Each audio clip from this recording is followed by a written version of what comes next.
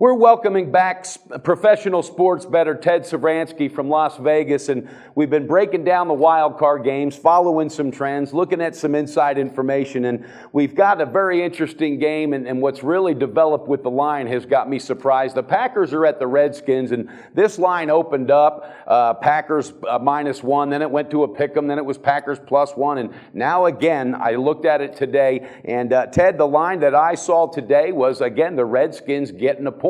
Now, I don't know if it's just some sharp money that's moving on one side. What are your thoughts on this game? Because I have a little thought on this game myself.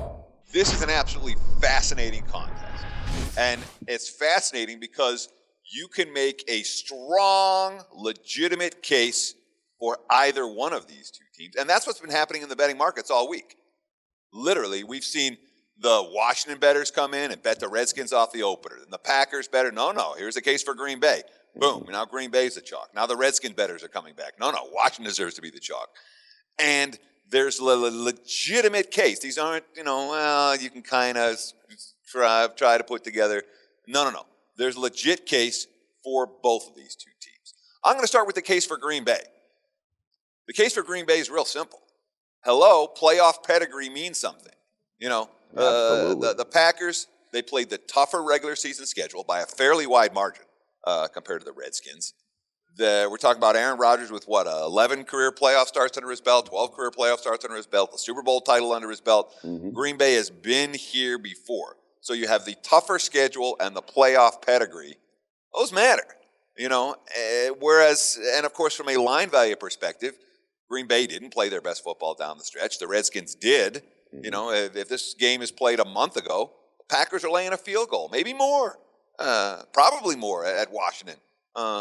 Maybe laying 4 or 5. Who knows what they'd be laying? But the current form has absolutely affected this point spread more than the overall pedigree for Green Bay, a team that's been there against this upstart squad that faced a weak schedule, that has a head coach who's never won a playoff game, a quarterback who's never won a playoff game, et cetera, et cetera. And you put all those factors together, and we're talking about a Packers team that, again, you can make a case they could be laying a field goal here. That's not the same argument that you're going to make for Washington.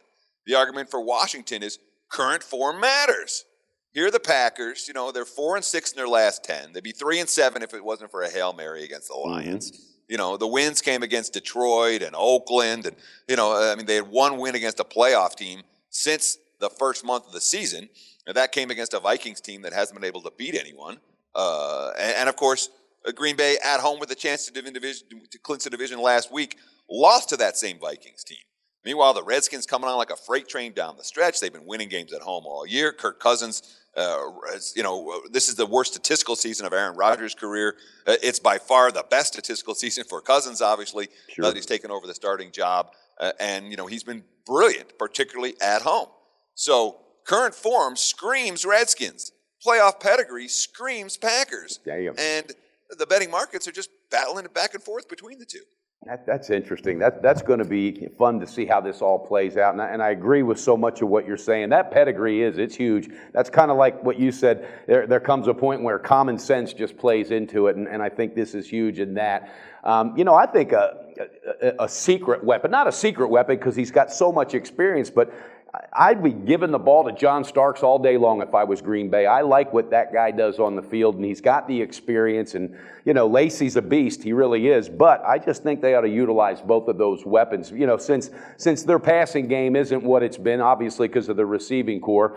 But, after everything that's been mentioned and everything makes sense, I think that pedigree just might make a difference. So I know for me, Ted, I'm leaning on the Packers with the experience, and it's been nice to see what Washington's done. But I remember 3 games this year when they went on the road against, some decent teams and absolutely got crushed. Now, I know Washington is at home. They're, at a level they haven't been in a long time. And let's just see how Kirk Cousins handles it, because his efficiency over 70% last week, like you said the other day, it's dunks, little dinks and dunks down the field. So he's going to be getting some pressure from that defense, and it's going to be, fun to see how this all plays out. But I'm leaning the Packers myself. If you had to have a lean, you got anything on this?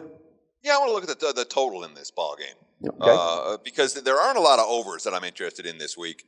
But this game is one of them. The Redskins are an over team, plain and simple. You know, their defense is not elite compared to a lot of the squads that Green Bay has struggled against in recent weeks. The Redskins' defense, and particularly their secondary, with 3 of the top 6 guys hurt, is noticeably weaker. One would think Aaron Rodgers will have a little bit more time to throw this week. He's been sacked, 13 times the last 2 games, with both coming against Arizona's defensive front and Minnesota's defensive front. Washington's defensive front, not anywhere near the caliber of those 2 teams. And the Packers could be a little bit healthier on the offensive line this week. That being said, you know, you look at Kirk Cousins, all he's done is had success on this field.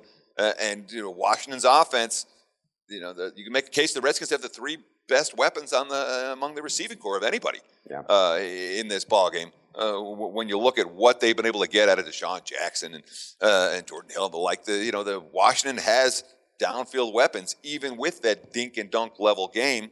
They've been taking their shots, they've been connecting on their shots, and of course the game time temperature is supposed to be around 60 degrees. There's supposed to be a little bit of wind. This total's not going to go through the roof, but at 45, maybe you look at the over in this one and expect a fun shootout in the wild card weekend finale and late action on Sunday. I like that, Ted. I like it. You know, it's almost like a secret weapon, but the fact that Cousins does so well on that field, that just does amazing things for his confidence. So I know his confidence level is higher than it's ever been since he's been in the league. So that's going to be a big factor. So you heard it out there. Teddy's throwing out a lean on the over, and it makes sense to me. And I'm putting a lean on the Packers. So we'll see how it plays out. Ted, have a great weekend. I hope you have a profitable weekend. Beat the book, and let's get together again next week. I look forward to it. Best of luck to all of you out there in viewer land.